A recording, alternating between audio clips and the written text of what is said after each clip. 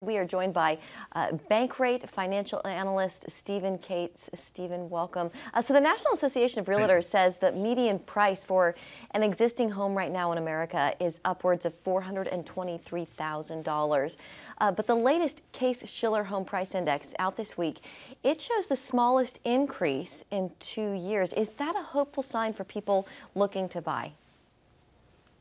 I think it can be. Ultimately, there's two really issues at play. Prices are very high, mortgage rates are very high.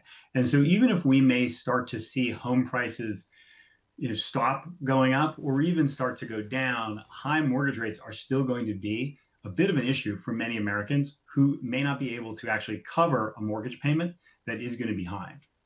Tomorrow marks President Trump's tariff deadline. He's been making some announcements in the past few days, today as well. What do you think that will mean for most Americans, economically speaking?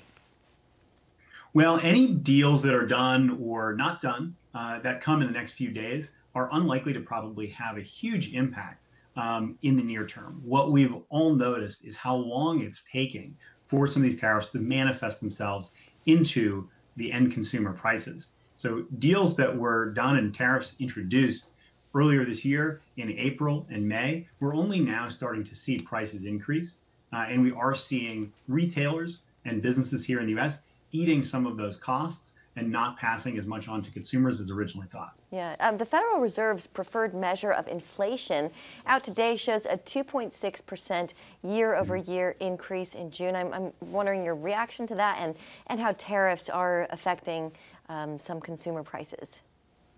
Well, so we are seeing that tariffs are starting to work their way into the economy and prices are rising. This is now the second month of rising inflation and the rate of inflation. And this 2.6% is the highest we've had since February. And that mirrors what we're seeing in the consumer price index as well. So it's really hard to say that we're not going to see persistently higher prices and rising at a faster rate. But long-term inflation expectations have fallen precipitously from what many were thinking could be 5 or 6%, now down to something that might end up being 3 or 4%.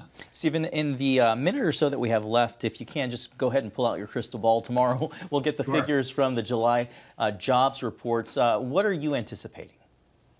So I think the big thing that we're going to notice is that we're going to see much of this report is going to be all private payrolls, new jobs on the private sector. So while last month we had a pretty disappointing private payrolls report at 74,000 and nearly the equal amount in government jobs, that was mostly local and state jobs, we're going to see very little government jobs coming through in this report. The estimation is going to be that overall new payrolls are coming in at somewhere between about 105 and 110, and only about 5 or 10,000 of those would be government jobs. All right, we are out of time, and you did that quite well in the nick of time. Stephen Cates from Bankrate, thank you so much for your time tonight.